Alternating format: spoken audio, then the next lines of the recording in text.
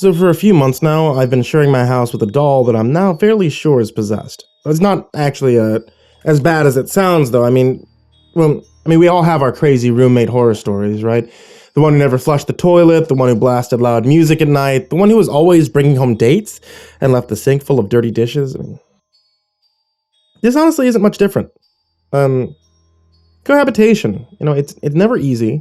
Having a haunted doll as a roommate possesses similar issues, albeit of the more paranormal kind. I mean, for the most part, they're just minor quirks, technology glitches, weird messages on the walls, dead animals, etc. Sure, I mean, the animal corpses and the blood showing up in strange places is a little worrying. But I'm sure that cat owners go through the same thing. So I really shouldn't complain. Not that I'm comparing the doll to a pet, okay? I don't think that it would be pleased by the comparison. I mean, after all, it does help pay rent. I think. I keep finding wads of cash stuffed in my freezer when rent day comes around, and if it isn't the doll doing it, then I have no idea where it's coming from. I mean, whatever the cause, I'm not complaining.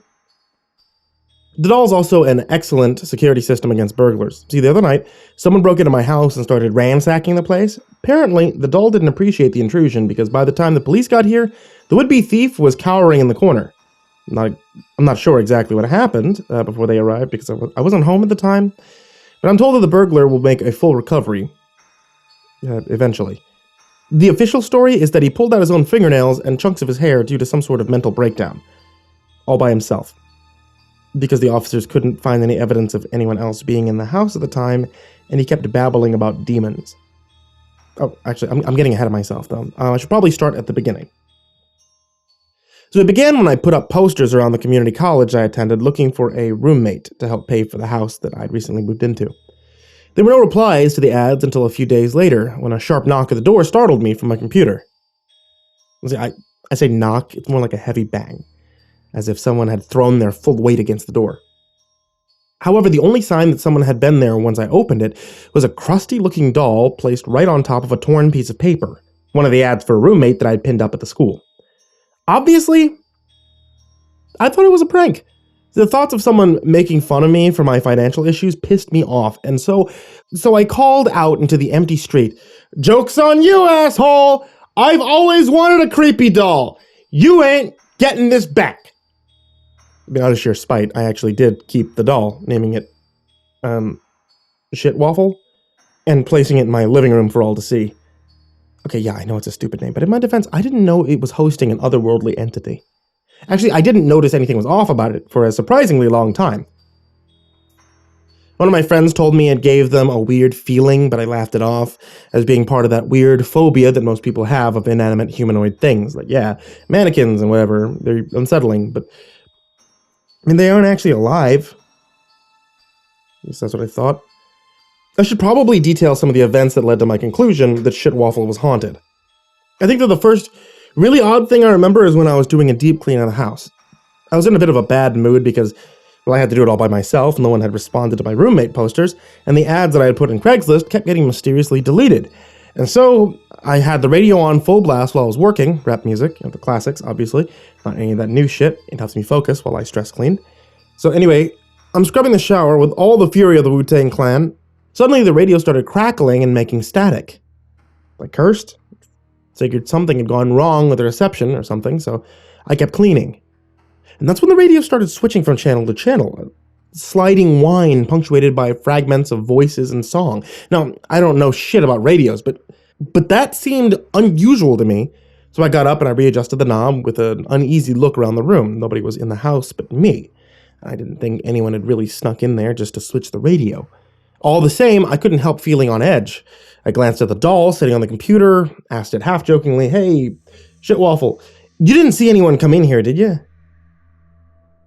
There was no response, which is a dead-eyed glare.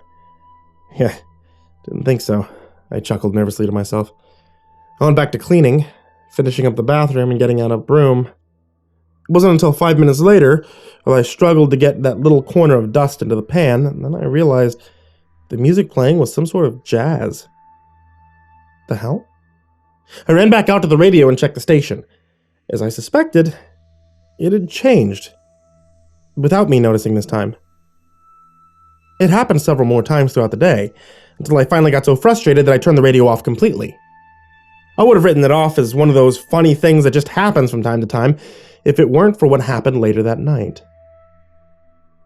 I actually fell out of my bed in my rush to turn off the extremely loud song.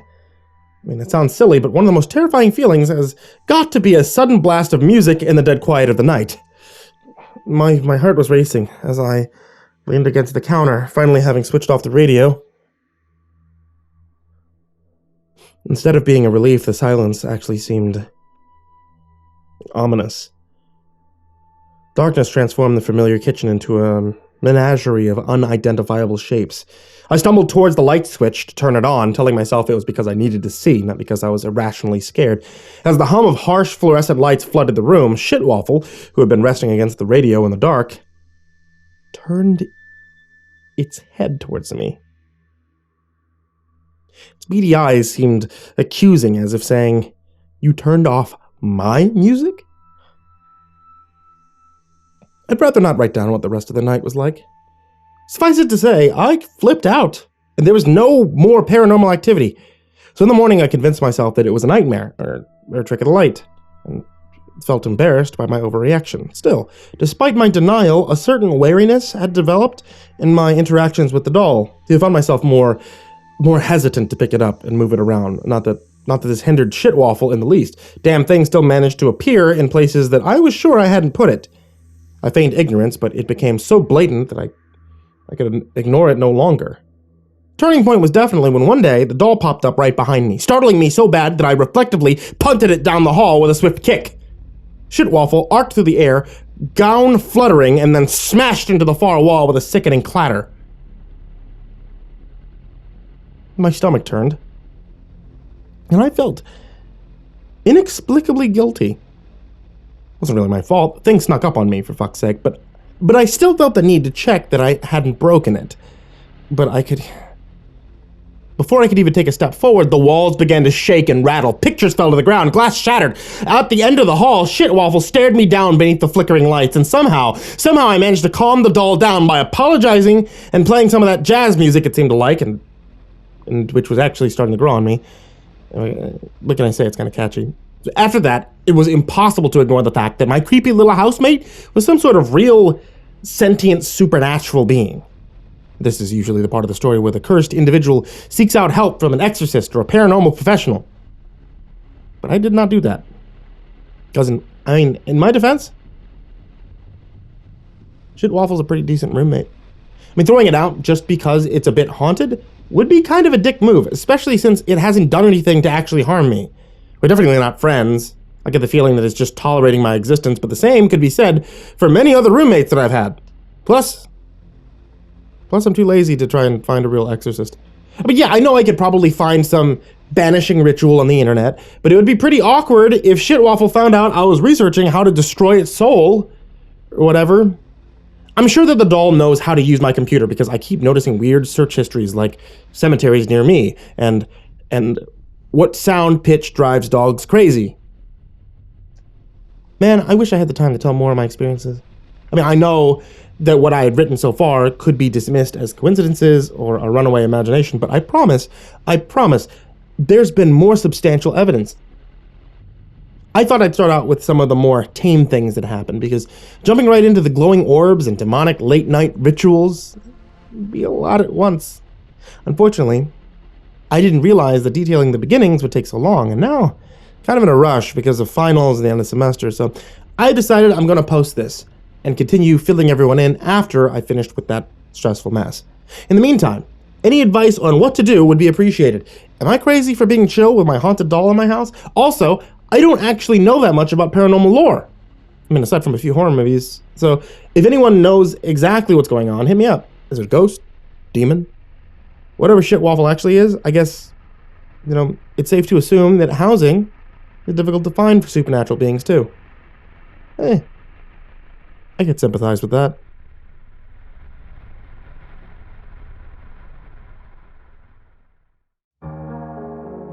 Hey there kids, and happy holidays. It's me, MrCreepyPasta, and I just wanted to tell you guys thank you for watching tonight's video. If you enjoy watching videos here on YouTube, then you should check out the MrCreepyPasta Storytime podcast, which is available on Spotify and on iTunes and on Google Play and everywhere like that. If you enjoy listening to MrCreepyPasta's Storytime podcast, you'll enjoy watching it on YouTube because it's the same show. You guys are both hearing the exact same thing at the exact same time.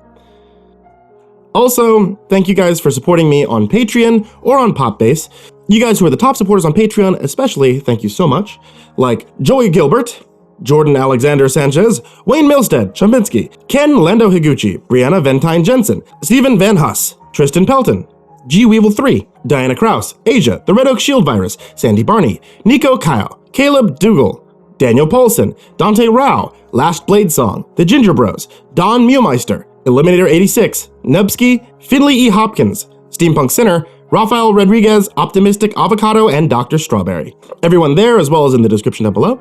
Thank you guys so much. If you'd like to also follow me on Popbase, where you can get a couple of different updates here and there and play games along with me, then you can do so on your phone. It's on Android and on Apple. And if you guys are looking for something like a hot beverage, such as, say, a tea for the cold winter months, then my wife is still selling teas over at etsy.com/shop/ivorymonocletea, including a MrCreepyPasta tee that has me on it, dabbing.